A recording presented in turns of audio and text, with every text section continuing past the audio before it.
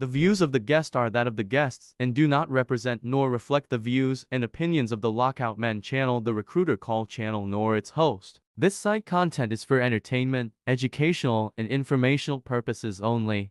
What's going on, guys? Welcome back to the channel. Lockoutmen here. Just imagine you're out here trying to run a trucking company and you just not built for it, but yet you get talked into all of these frivolous lease purchase programs, opportunities for you to become your own boss, and all sorts of crimes against the driver. Look, we about to get right into it. Ride with me right quick. Before we get started, does anyone want to get out?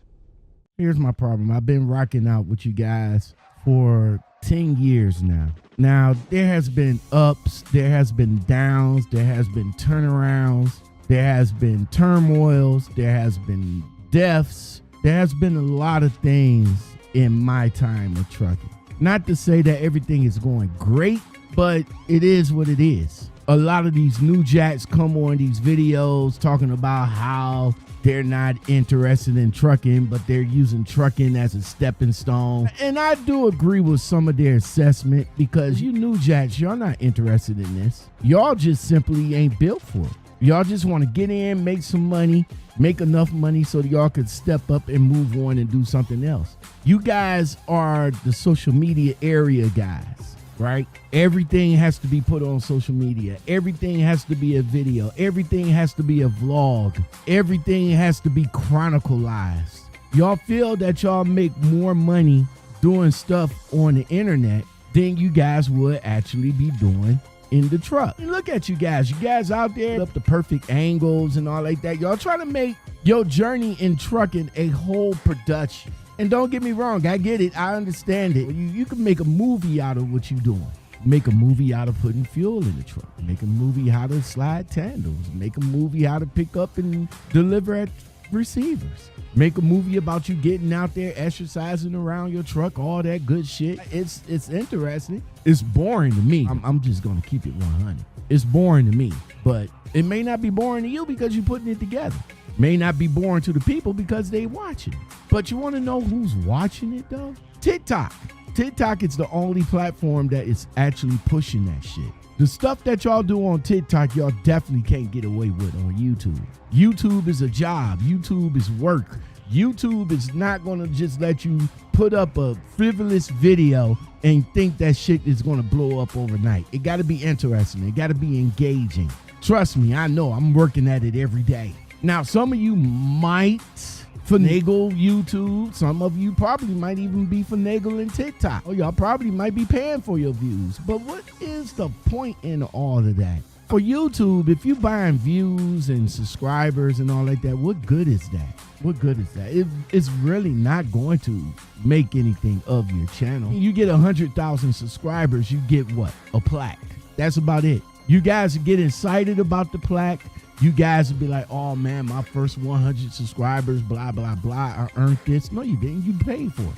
You paid for it. Even YouTube give you the opportunity to pay for your plaque. Hey, you want to promote your video? Give us $100 and we'll promote it to every garbage person that don't have no interest in your content, so that you can get the subscribers need so you can get the plaque. And that's what it's all about. TikTok, on the other hand, though, put up a frivolous video, boom, explode overnight. It's still exploding overnight. Now, TikTok is in its own feelings now. Now, a lot of you is not exploding like you're used to. A few of you guys is coming back around though. But as far as the trucking industry goes, for you new jacks and you guys coming out here and just putting any and everything that y'all do on video just to chronicleize your journey, it's still cool. The money has been the same just about for the last couple of decades. Back in 2015, coming into the trucking industry was 35, 45, 50 cents a mile. Back in 2020, it was still the same. Now it's 2025.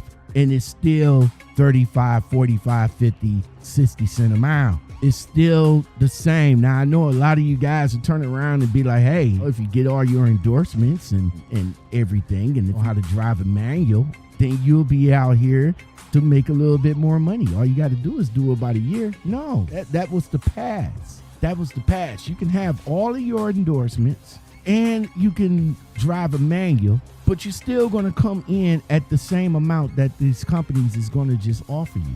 Maybe a penny more. Oh, you got your hazmat endorsement? All right, so instead of 60 cents a mile, we'll offer you 61 a mile. Now, don't get me wrong. For you new drivers, y'all not going to make that. Y'all not going to come in and make 100K. Maybe y'all would. Maybe. I don't know. Possibility.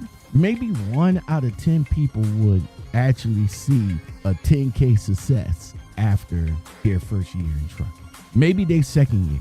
But a lot of times, a lot of you guys got to grind out here because no trucking company isn't going to give you that top tier money while you learning to drive a brand new truck.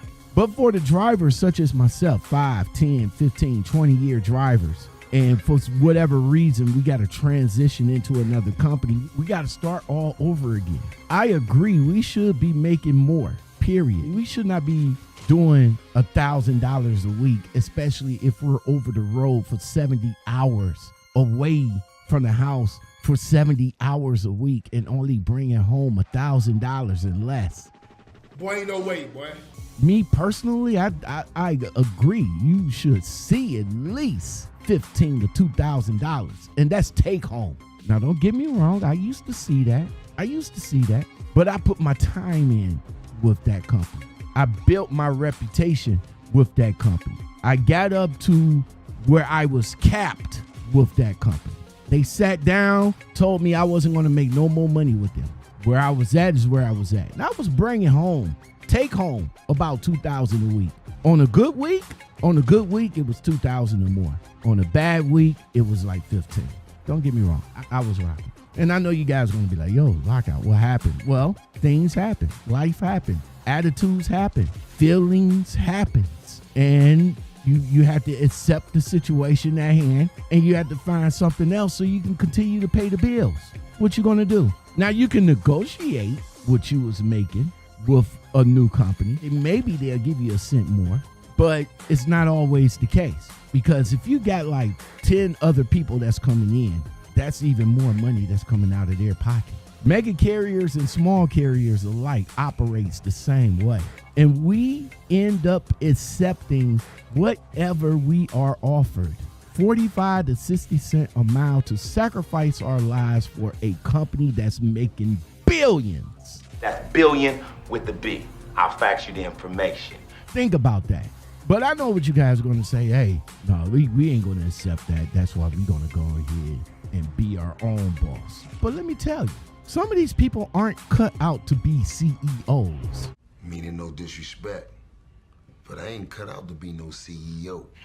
They don't know how to run a business. Even after learning the game for so long that they've been in this game, some of them are just considered to be worker bees. You need worker bees. You need a person that's going to clean that toilet. You need people like me so you can point your fucking fingers and say, that's the bad guy. You're not going to clean the toilet. You're not going to do it. But you need a person to clean that toilet, that porta potty. Y'all seen the videos? Old boy went out there and cleaned the shit out of that porta potty. You said in the comments that you would not do it. But somebody had to do it because they wasn't cut out to be. Meaning no disrespect, but I ain't cut out to be no CEO. To do anything else. It's the same thing in trucking. A lot of you guys is not cut out to be no CEO. And it's safe to say that I am one of those guys.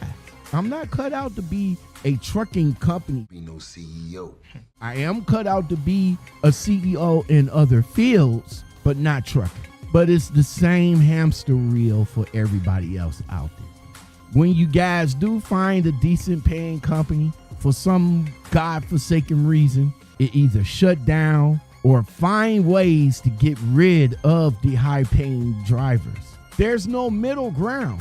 Companies are all about profits, people. Product, motherfuckers. No profit, no business. That's why we see iconic businesses and brick and mortar stores closing down.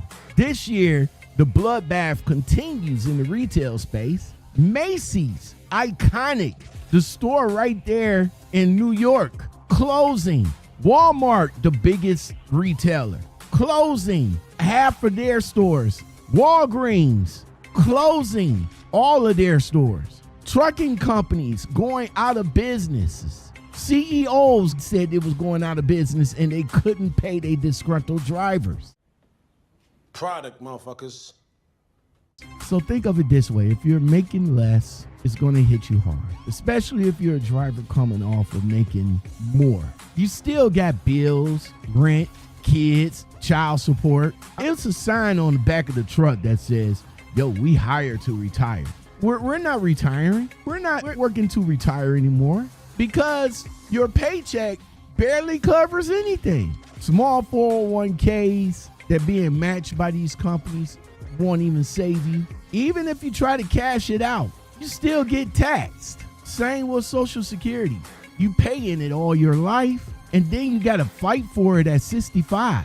Often not getting it until you're like 67. So what are you going to do within those 2 years while you waiting for your Social Security to even come through? So drivers, even after decades in trucking, sacrificing everything else for somebody else's company, all you get is a pat on the back and maybe a safety bonus or two. While they celebrate record profits and tell you that you're capped, it's a no-win situation. We talked for decades about uniting to create a change, but it never happens. Trucking used to be respectable. It used to be profitable. Used to be a hell of a profession. But now the only truck drivers that's excited are the TikTok trucker influencers, chasing referral bonuses all the time. CEOs getting killed every year by disgruntled employees because these companies keep playing with the drivers' livelihoods. It all comes down to profit, people. Product, motherfuckers. One CEO was even open about filing bankruptcy before his own tragedy unfolded. Trucking isn't just what it used to be, and it's never going back.